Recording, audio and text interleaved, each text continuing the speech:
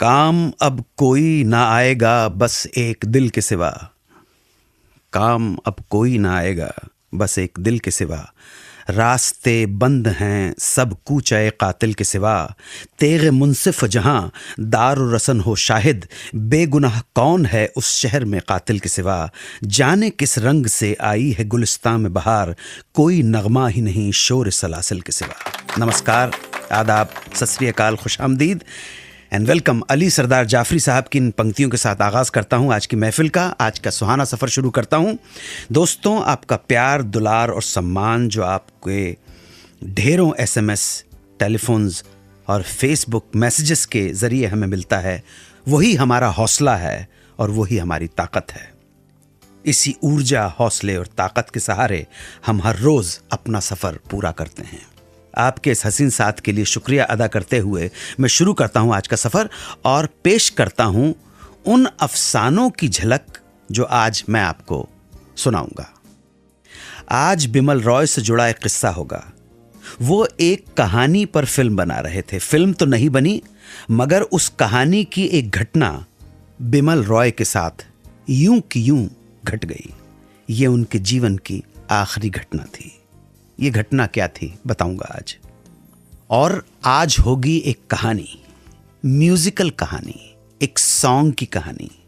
गाना था, मेरी आंखों से कोई नींद लिए जाता है, दूर से प्यार का पैगाम दिया जाता है। 1964 की फिल्म पूजा के फूल। गाना रिकॉर्ड हो चुका था। म्यूजिक डायरेक्टर मदन मोहन भी रिकॉर्डिंग से, गाने से बहुत खुश थे। मदन मोहन ने अचानक यही गाना दोबारा रिकॉर्ड करने का फैसला लिया। क्या हो गया था और क्यों हो गया था, यह भी बताऊंगा आज।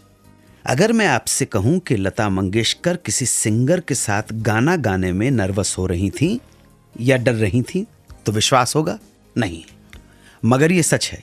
एक बार लता मंगेशकर एक गायक के साथ डुएट गाने में इतना घबरा गईं कि उन्होंने गाने से ही मना कर दिया।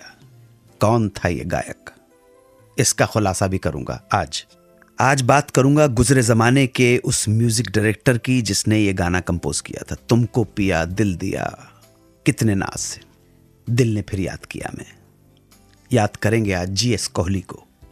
पॉपुलर सेगमेंट, चुरा लिया है तुमने जो धुन को, चोरी किए हुए हिंदी गानों का सच आपके सामने लाऊंगा इस सेगमेंट में। उम्मीद करता हूं कि हमारे तराने और अफसाने हर दिन की तरह आज भी आपका दिल बहलाएंगे। तो चलिए करते हैं आगाज आज की महफिल का। आज का पहला किस्सा है एक अजीब संजोग का। यह संजोग जुड़ा है बिमल रॉय और उनकी फिल्म के एक कैरेक्टर से। बात 1955 की रही होगी जब बिमल रॉय ने बंगला उपन्यासकार समरेश बसु का एक उपन्यास पढ़ा, अमृता कुंभेर शौंधा ने। वो इस पर एक फिल्म बनाना चाहते थे, एक हिंदी फिल्म। फिल्म का नाम रखा गया अमृत कुंभ की खोज। समरेश बासु के उपन्यास की कहानी महाकुंभ मेले में होने वाले स्नान पर आधारित थी।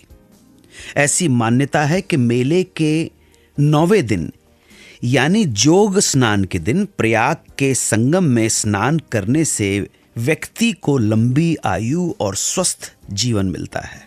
उपन्यास के हिसाब से कहानी का मुख्य पात्र बलराम, इस मुख्य पात्र को टीबी हो जाती है और वो अपनी लंबी उम्र के लिए इलाहाबाद महाकुंभ के 9वें दिन यानी जोग स्नान वाले दिन स्नान करने आता है।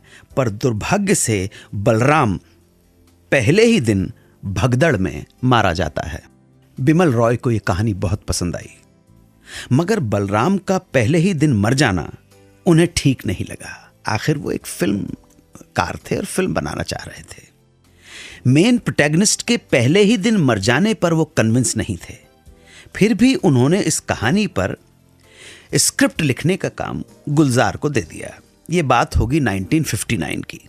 गुलजार साहब ने अगले 3 साल तक स्क्रिप्ट पर काम करना जारी रखा। जब जब समय मिलता वो बिमल रॉय से नोट्स लेते और लिखने बैठ जाते। बिमल रॉय ने प्लानिंग की थी 1962 की सर्दियों में जो इलाहाबाद में वार्षिक कुंभ होगा वो उसमें स्टॉक शॉट्स को शूट करेंगे और उसके बाद 2 साल बाद दिसंबर 1964 के महाकुंभ में फिल्म की बाकी शूटिंग करेंगे।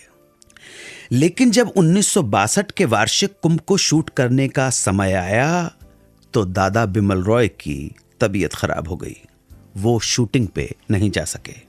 उन्होंने अपनी जगह गुलजार को भेज दिया। काम तो शुरू हो गया मगर बिमल रॉय की तबीयत दिन ब दिन बद से बदतर होती चली गई और थोड़े ही दिनों बाद पता चला कि बिमल रॉय को कैंसर है। बीमारी की वजह से धीरे धीरे बिमल रॉय का घर से निकलना बंद हो गया। उन्होंने बिस्तर पकड़ लिया। फिर भी वो गुलजार को घर बुलाकर पूछते रहते थे कि तुम अमृत कुंभ पर काम कर रहे हो ना। उन्होंने गुलजार को ये भी इंस्ट्रक्शंस दिए कि कहानी का मेन हीरो बलराम पहले दिन मरना नहीं चाहिए। उसे या तो महाकुंभ के 3रे दिन या 5वें दिन मरना चाहिए। बहुत दिनों के डिस्कशन के बाद आखिरकार यह तय हुआ कि बलराम महाकुंभ के 9वें दिन मरेगा, यानी ठीक जोग स्नान के दिन।